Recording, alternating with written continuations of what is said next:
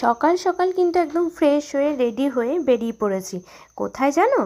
যাচ্ছি হচ্ছে নবদ্বীপ। এটা কিন্তু রাসের দিনকার ভ্লগ। সকাল সকালে কিন্তু বাসি কাজকর্ম সেরে আমি বেরিয়ে পড়েছিলাম। আর এদিকে জানো তো, এই টাইমটাতে সমস্ত বাচ্চাদের পরীক্ষা, তো সেই কারণে ওখানে বেশি আর কি থাকতেও পারিনি। তো এই যে সকাল সকাল কিন্তু একদম বেরিয়ে পড়েছি। চলে এসেছি এদিকে বর্ধমানে। তোমরা তো সবাই জানো যে নবদ্বীপের রাস কিন্তু একদম বিখ্যাত। ঘর থেকে কিন্তু আমরা বেরিয়েছিলাম 9টা নাগাদ। আর পৌঁছাতে পৌঁছাতে কিন্তু আমাদের অনেকটাই লেট হয়ে গেছিলো, কারণ রাসের সময় তো রাস্তাঘাট প্রচণ্ড ভিড় থাকে। প্রত্যেকটা জায়গায় আর কি ঠাকুর হয় নবদ্বীপে, তোমরা তো জানোই। মানে একটা গলিতে মিনিমাম 4-5টা ঠাকুর হয়ে যায়, এরকম আর কি ব্যাপার। আর এক একটা ঠাকুর কিন্তু অনেক বড়, মানে বিশাল বিশাল আকারের ঠাকুর হয়। তোমরা যারা গেছো তারা তো অবশ্যই জানবে।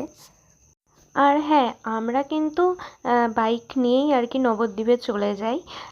এটা একটুখানি রিস্কের ব্যাপার আছে, কিন্তু তাও আমাদের যেতে বেশ ভালোই লাগে। আমার থেকে বেশি তো ওর ভালো লাগে। আর আমরা কিন্তু 3-4 বার রাস্তায় দাঁড়াইও। আর যেতে যেতে যেহেতু অনেকটা দেরি হয়ে গেছিলো, সেই কারণে আমরা বেশি রাস্তায় দাঁড়াইনি। কিন্তু ফেরার পথে কিন্তু আমরা সকাল সকাল যেহেতু বেরিয়েছিলাম আর কি ফেরার দিন, সেদিনকে কিন্তু 3-4 বার রাস্তায় দাঁড়িয়ে চাও খেয়েছি। তো যাই হোক, আর ঘর থেকেই কিন্তু একদম ভাত খেয়ে ঠেয়ে বেরিয়েছিলাম, মানে একবারে ভোরবেলায় ভাতটা বসিয়ে দিয়েছিলাম। ভাত আলু সিদ্ধ খেয়েই কিন্তু বেরিয়েছি। দেখো কোন গ্রামের মধ্যে রাস্তায় একটু দাঁড়িয়েছিলাম সাইড দিয়ে। আর এদিকে দেখো কি একটা গাছ ছিল, তো সেখান থেকে আমি এটা পেরে নিয়েছিলাম। হিরণ বলছিল এটা ধুন্দোল। তারপরে তো গিয়ে রেস্ট নিয়েছিলাম। রাতের বেলায় বেরিয়ে পড়েছিলাম কিন্তু ঠাকুর দেখতে। তো এখানে তোমরা দেখতেই পাচ্ছ প্রথম প্যান্ডেল। এটা হচ্ছে ওদের পাড়ার আর কি, মানে আমার শ্বশুরবাড়ির পাড়ার প্রথম প্যান্ডেল। ঠাকুরটা বেশ মোটামুটি ভালোই করেছিল। সেকেন্ড ঠাকুর এটা, বেশ সুন্দর সুন্দর। আর জানি না তোমরা ক্যামেরায় কতটা বুঝতে পারছো, এক একটা ঠাকুর কিন্তু মিনিমাম দোতলার কাছাকাছি।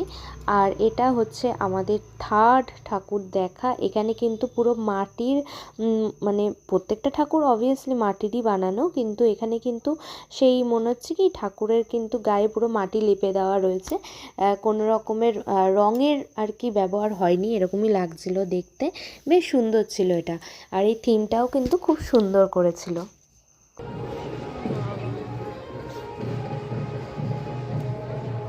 এই যে পাকিস্তানের বর্ডার।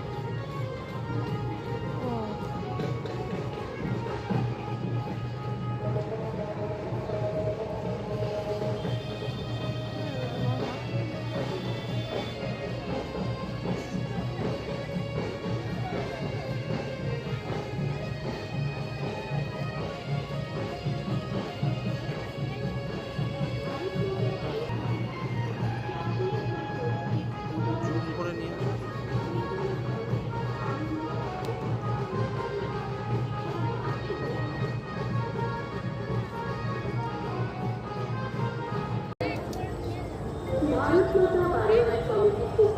পাকিস্তান, এটা ইন্ডিয়া না, এটা এটা এটা হলো পাকিস্তান নাকি ওইটা?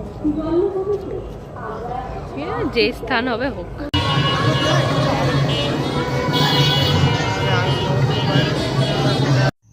আর এটা হচ্ছে নবদ্বীপ রাসের সবথেকে বড় ঠাকুর মা গৌরাঙ্গিনী। প্রথমে কিন্তু এই ঠাকুরকে নিয়েই আর কি বেরোনো হয় ভাসানের দিন। 108টা বেয়ারা কাঁধে করে নিয়ে কিন্তু প্রথমে এই ঠাকুর ভাসান দেবে। তারপরে বাদবাকি সমস্ত ঠাকুরের কিন্তু আরোহণ হয়ে ভাসান হয়। প্রথমে কিন্তু এই মা গৌরাঙ্গিনীকেই আরোহণ করিয়ে ভাসান দেওয়া হয়। হ্যাঁ, আর কার্নিভেলে তো অনেক ঠাকুর রয়েছেই।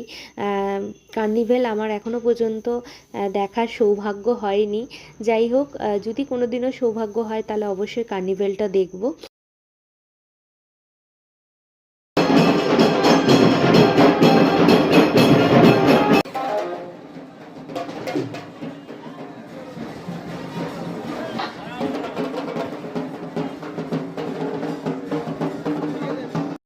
এই হচ্ছে মা অন্নপূর্ণা। আর হ্যাঁ, শ্রী শ্রী অন্নপূর্ণা মাতা এখানে করেছিল। আর এই যে এক একটা জায়গায় এক একটা বাজনা এমন রয়েছে না, মানে শুনলেই যেন নাচ করতে ইচ্ছা করে, এইরকম একটা অবস্থা। আর প্রচণ্ড ভিড়, প্রচণ্ড ভিড়, মানে রাস্তায় খালি মাথাই দেখা যায় এরকম একটা ভিড়। তো এই হচ্ছে মা গঙ্গা। আর তারপরে কিন্তু আমরা ঘুরে ঘুরে প্রায় 11টা পর্যন্ত কি 11:30 পর্যন্ত ঠাকুর দেখেছি।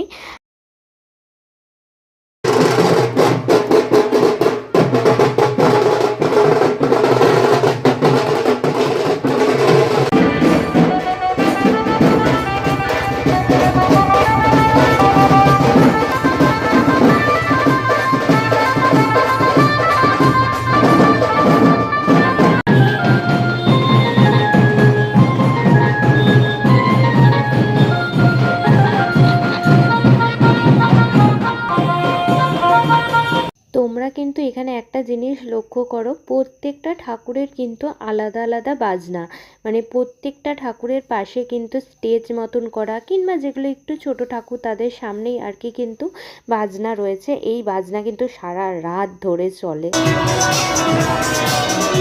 এটা আবার এক্সট্রা ডিজাইন।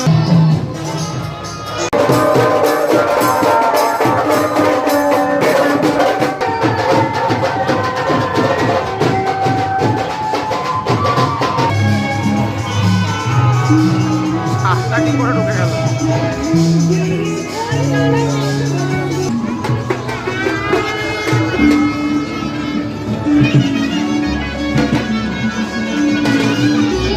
এই হচ্ছে রাসের পরের দিন সকালবেলায় ও আমাকে নিয়ে বেরিয়ে পড়েছে ঘুরতে। মানে আমরা কিন্তু একটু গঙ্গার জলও নেব, একটু না মানে অনেকটাই নেব।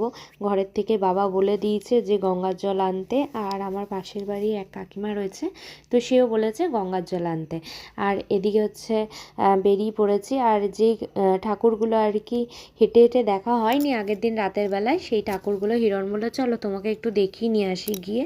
আর এদিকে হচ্ছে রাসের পরের দিন, এটা মানে হচ্ছে আরনের দিন আর কি, সেই কারণে কিন্তু বেশিরভাগ ঠাকুরগুলোকেই মণ্ডপের থেকে বের করে নিয়েছে, যেই গাড়িগুলো হয় আর কি চাকা গাড়ি সিস্টেম, ওইখানে এবার হচ্ছে ভাসান।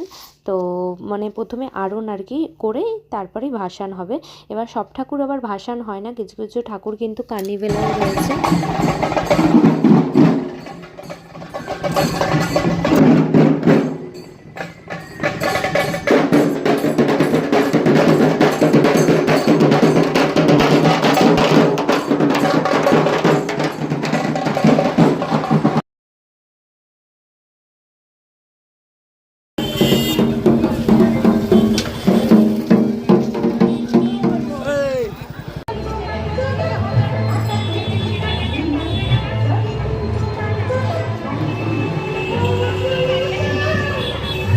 তো এদিকে কিন্তু আমরা চলে এসেছিলাম গঙ্গার ঘাটে। আর এখানে কিন্তু এই শিব ঠাকুর আর কি করেছে।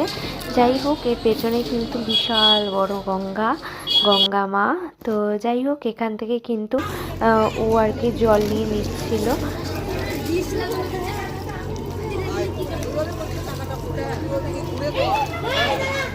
রাতের বেলায় কিন্তু আমরা বেরিয়ে পড়েছিলাম আরন দেখতে। আর একটুখানি রাত করেই আমরা বেরিয়েছিলাম, মানে ওই 8টা নাগাদ আমরা বেরিয়েছিলাম।